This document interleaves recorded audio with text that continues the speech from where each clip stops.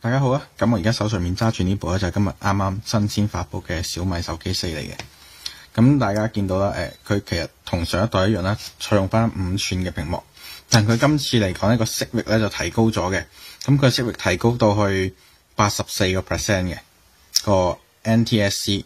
咁如果相對比起iPhone 5S 嚟講咧 ，iPhone 5S 係72%，咁即係話其實佢係提高咗，比 iPhone 5S 咧係多咗12%嘅。好啦，咁大家見到個 mon 咧，其實啲顏色其實都幾靚嘅。好啊，咁佢今次咧自己個屏幕咧係用翻IPS 啦，咁係 1080P， 咁就唔係傳聞中嘅 2K 屏幕嚟嘅。另外啦，今次咧最大賣點咧，其實係個機身上面嘅金屬啦，金屬機身。咁呢個金屬機身咧，佢係呢個不鏽鋼奧士體304嘅不鏽鋼嚟嘅。咁大家見到個機身咧，其實佢呢度咧邊緣呢啲位置咧，其實就採用咗呢個噴砂式嘅，所以咧佢機身呢度咧係好似磨砂咁咧，好滑嘅，成個感覺好滑嘅。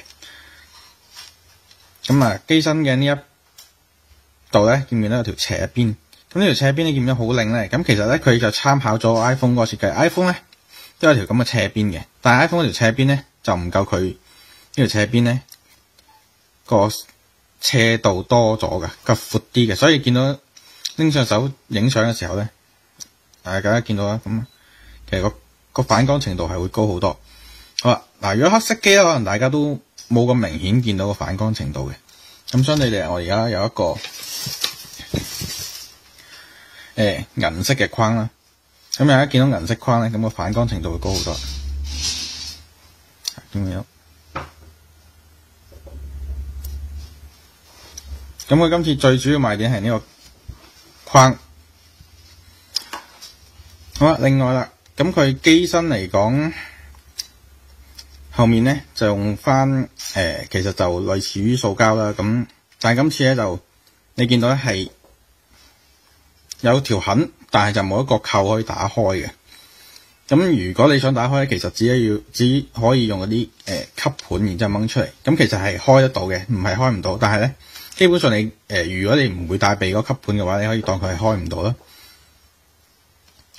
另外啦，咁大家可以留意到咧，佢今次個鏡頭咧，其實係用翻1300萬像素嘅鏡頭嚟嘅。但係今次1300萬像素嘅鏡頭咧，其實佢係用 Sony 嘅 IMX124，咁佢個光圈係去到 1.8 嘅光圈嘅。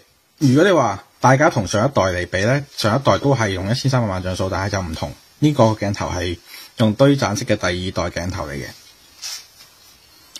另外啦，前置鏡頭呢一 part 啦，前置鏡頭咧，佢前置鏡頭今次係用咗800萬像素嘅前置鏡頭嘅。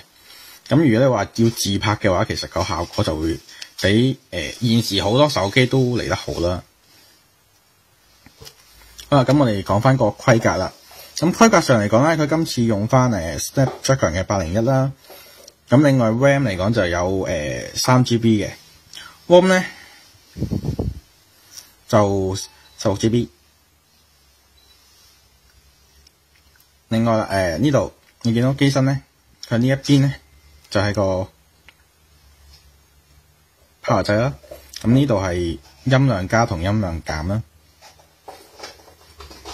喇叭喺呢一度，咁就會大家見到呢度會有啲一個窿咧就喇叭，咁呢度係個 USB 插頭啦。另外啦，機身頂部呢度你見到咧就係一個 3.5mm 嘅耳機啦。咁同埋呢個好細個嘅窿係咩嚟嘅咧？好似一個窿咁嘅咧。咁其實呢度係個 infrared 嚟嘅紅外線。因為咧佢今次嚟講咧喺入邊咧加咗咧呢個小米遙控嘅功能嘅。咁可以通過呢個小米遙控咧控制屋企嘅電視機啦，或者機頂盒啊、DVD 機啊。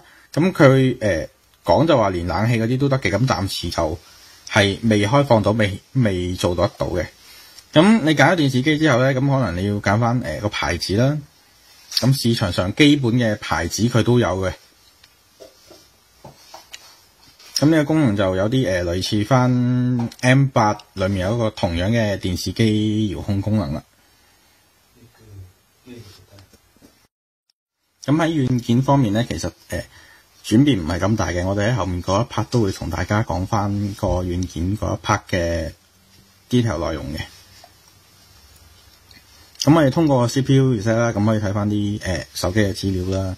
咁其實佢就即係大家都見到啦，佢係用Snapdragon 嘅801啦，咁 2.65 GHz 嚟嘅。咁嚟講呢個 CPU 嘅速度嚟講係算係市場上算係頂級嘅，暫時嚟講。